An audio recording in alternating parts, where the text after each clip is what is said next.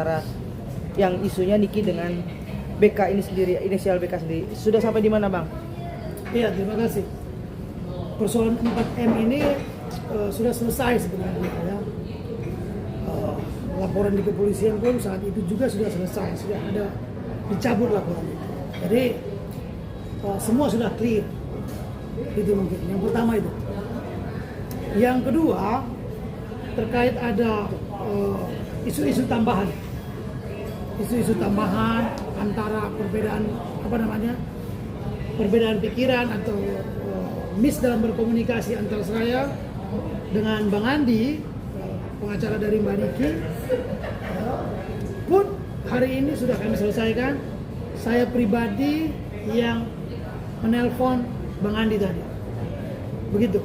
Oke Bang, saat Abang menelpon Bang Andi sendiri memutuskan untuk selesai, mungkin respon Bang Andi sendiri gimana Bang?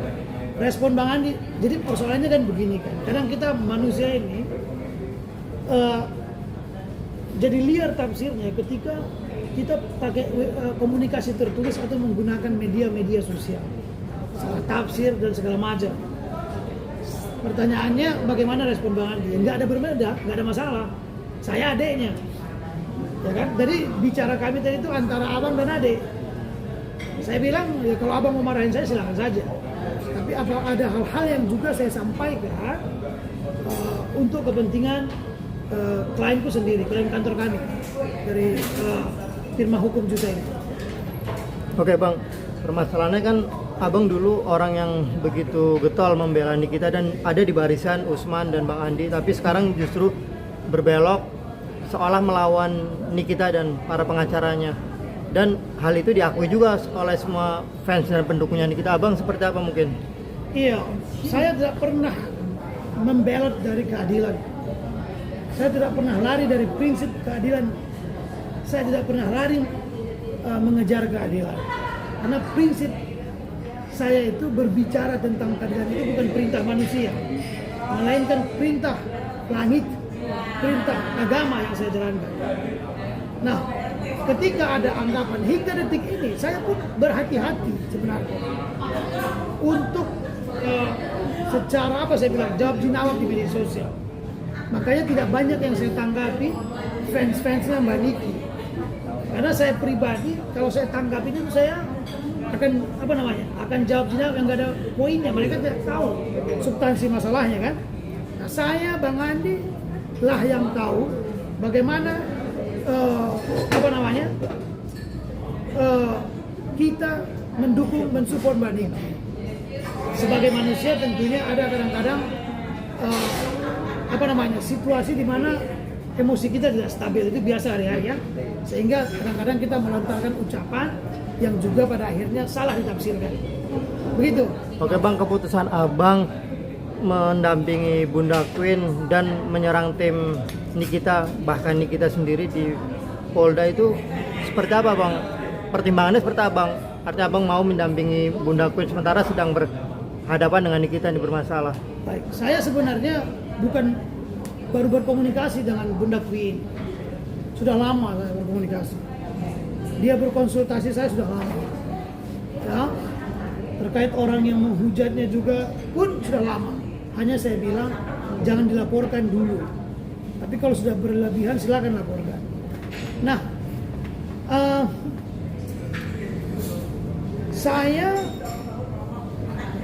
memutuskan untuk, bukan saya ya, kantor kami ya, secara bersama-sama firma hukum Juzairi dipilih, ditunjuk untuk mendampingi Bunda Queen dalam hal penyelesaian. Ya kalau memang ada masalah selesaikan. Sebenarnya masalah ini tidak panjang lebar. Kalau ada niat dari kedua pihak untuk menyelesaikan kan begitu. Kalaupun ada hal-hal yang awal itu menjadi sedikit hambatan dalam penyelesaian, menurutku itu biasa saja. Jarang sekali ada mediasi itu yang sekali langsung selesai, jarang, walaupun ada. Dan proses itu kan sama-sama dihormati saja. Jadi saya pada dasarnya hanya membantu ya Mbak Bunda Queen agar hak-hak dia juga tidak terenggut oleh situasi. khususnya orang-orang yang memframing Bunda Queen, yang memfitnah.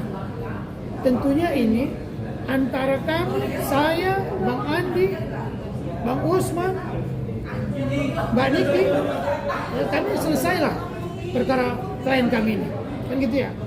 Tapi terhadap orang-orang yang menghujat, memfitnah Bunda Queen, kami tetap akan proses juga secara hukum.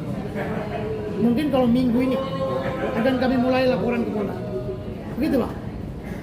Oke, Bang. Tadi Abang sudah menyebut juga sudah selesai dengan Abang Andi. Tapi kemarin kan Abang berbalas pantun dengan dua lawyernya, satu lagi dengan Dr. Usman. Ya. Mungkin komunikasi sendiri dengan Dr. Usman, Bang, karena kan kemarin dua lawyer di kita ini berbicara langsung ya, bukan cuma Bang Andi doang. Cuman gimana komunikasi dengan Dr. Usman sendiri, Bang? Dengan Dr. Usman saat ini saya belum berkomunikasi, tapi sudah saya sampaikan salam melalui Bang Andi. Saya rasa kita tuakan seseorang, yaitu Bang Andi.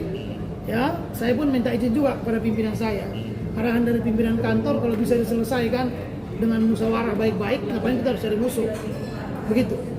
Nah, ada perasaan-perasaan. Kalau kita ikutin perasaan, kadang-kadang kita kesal juga. Ya, itu manusiawi lah. Kita cukup, saya rasa berbalas pantun itu pun untuk mengeratkan kembali hubungan aja. Kan begitu kan? Karena Bang Andi kemarin nggak datang-datang dia ke Polda ya. Kumis kalau dari jauh aja. Tapi tadi kita teleponan panjang lebar. Saya sampaikan apa keresahan saya terhadap dia, ya. Dia katakan saya minta maaf. Saya sampaikan permintaan maaf terhadap dia kalau ada ucapan saya yang melukai perasaannya. Jadi, dan saya masih menghormati dia. Saya sampaikan juga begitu. Itu mungkin. Oke Bang, jadi dengan kelegoan kalau kata orang Jawa, kelegoan dua belah pihak ini bisa dipastikan bahwa kasus ini clear ya Bang? Clear. Tidak ada tuntutan apapun di belakangnya, itu udah nggak ada ya Bang? Iya, perihal kedua belah pihak, baik saya ke Bang Andi lah ya, Bang Andi, dan saya yakin dia juga ke Mbak Niki pasti terkoneksi dengan baik.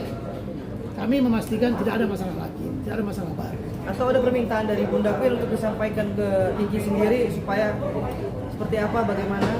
Sejauh ini aku belum bisa katakan apapun karena tidak ada yang menurut saya. Tapi nggak tahu nanti ya. Tapi saya rasa tidak ada. Bunda Queen bukan orang yang neko-neko menurut saya. Saat ini Bunda Queen hanya dia ini kan punya keluarga, punya anak, ya. Dia punya orang tua juga. Dia merasa tertekan juga karena hal-hal yang sifatnya di media sosial ini mengembang dia. Itu mungkin. Jadi kalau untuk tuntutan nggak ada. Berarti sekali lagi ditekankan masalah ini clear, selesai. Hingga detik ini semua selesai. Akan tetapi begini ya, ini kan perihal masa depannya kan. Defendum quod Deo facendum ex in futuro. Itu kan pasal 1 asas universal. Bahwa kita mesti berhati-hati tentang apa yang kita lakukan di masa depan. Kenapa? Porque, why? Tidak ada yang pasti di masa depan ini. Dibutuhkan kehati-hatian saat ini. Makanya kami memilih, saya dan Bang Andi bertelepon memilih untuk meredam apapun. Karena pada dasarnya sudah selesai. Mengapain lagi saya untuk jawab jenawab terlalu panjang dengan Bang Andi. Saya juga jadi nanti kita merusak hubungan sama pengacara. Udah.